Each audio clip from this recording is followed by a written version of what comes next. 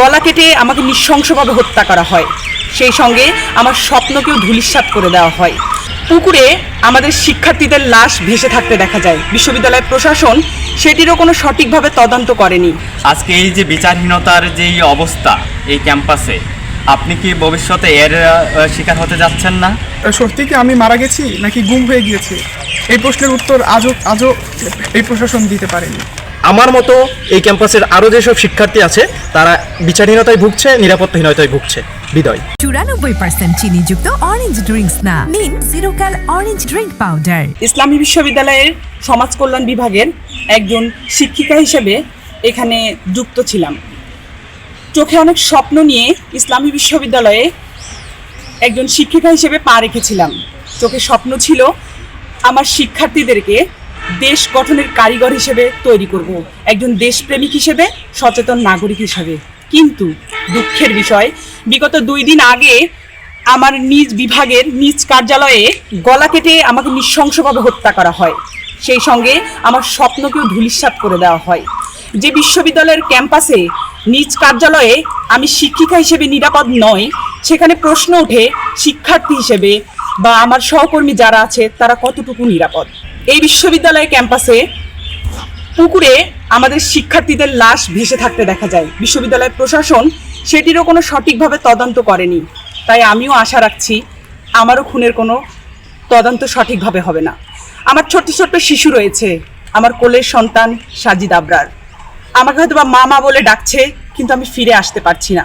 আমার নিজ বিভাগের সহকর্মী এবং কর্মকর্তাদের যে অসহযোগিতা ছিল আমার প্রতি, আমি তারপরেও সেটি উপেক্ষা করে আমার নিজ বিভাগকে সেশন জট মুক্ত করার এবং শিক্ষার্থীদেরকে শিক্ষার্থী বান্ধব বিভাগ তৈরি করার জন্য আপ্রাণ চেষ্টা করে গেছি।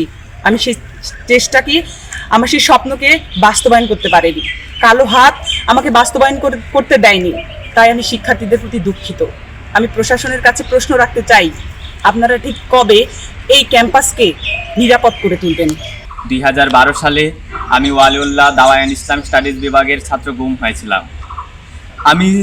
আমার গুম হওয়ার পিছনে যারা এই ক্রীড়ানক ছিল, যারা রাঘব বোয়াল ছিল, তারা তো এই বিশ্ববিদ্যালয়ে ঘুরে বেড়াচ্ছে নির্বিঘ্নে, তারা তো এই প্রশাসনের সাথে মিশে আছে।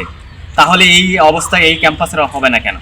আজকে এই যে বিচারহীনতার যেই অবস্থা এই ক্যাম্পাসে, আপনি কি ভবিষ্যতে এর শিকার হতে যাচ্ছেন না? ইসলামী বিশ্ববিদ্যালয় কুষ্টিয়ার আলফিক অ্যান্ড ল ডিপার্টমেন্টের 2005-06 শিক্ষাবর্ষের একজন শিক্ষার্থী। অনেক স্বপ্ন ও প্রত্যাশা নিয়ে আমি এই বিশ্ববিদ্যালয়ের মাটিতে পা রেখেছিলাম। ভেবেছিলাম নিজের জীবনকে সুন্দরভাবে গড়ে তুলব, সুন্দর একটি পৃথিবী উপহার দেব। কিন্তু হঠাৎ একদিন আমি হারিয়ে গেলাম।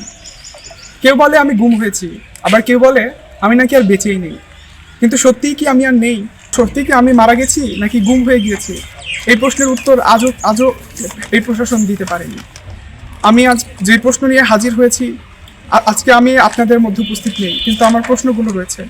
আদৌ কি আমার গুম হয়ে যাওয়ার কোনো বিচার হবে? আমি অনেক স্বপ্ন নিয়ে তালিমুল মিল্লাত কামিল মাদ্রাসা থেকে এই ক্যাম্পাসে ভর্তি হয়েছিলাম, কিন্তু আমার সেই স্বপ্ন, আমার বাবা মায়ের স্বপ্নকে হত্যা করে পুকুরে ফেলে দেওয়া হয়। আমার লাশকে সামনে রেখে আমার বাবা একটি আর্জি জানিয়েছিলেন তার ছেলের খুনিদের যেন সুষ্ঠু বিচার হয়, কিন্তু এই ব্যর্থ প্রশাসন সেই বিচার করতে অক্ষম হয়েছে।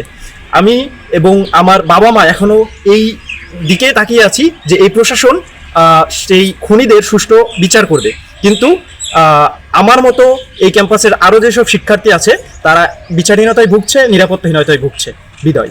আমরা দেখেছি যে ইসলামী বিশ্ববিদ্যালয়ের একজন শিক্ষিকাকে, আমাদের সাদিয়া আসমা রুনা ম্যামকে যে হত্যা করা হলো, এর বিপক্ষে রাজশাহী বিশ্ববিদ্যালয় বা কুমিল্লা বিশ্ববিদ্যালয় সহ অন্যান্য বিশ্ববিদ্যালয়ে আন্দোলন, মানববন্ধন হলেও আমাদের নিজেদের বিশ্ববিদ্যালয়ের শিক্ষকরা এখন পর্যন্ত মাঠে নামেননি।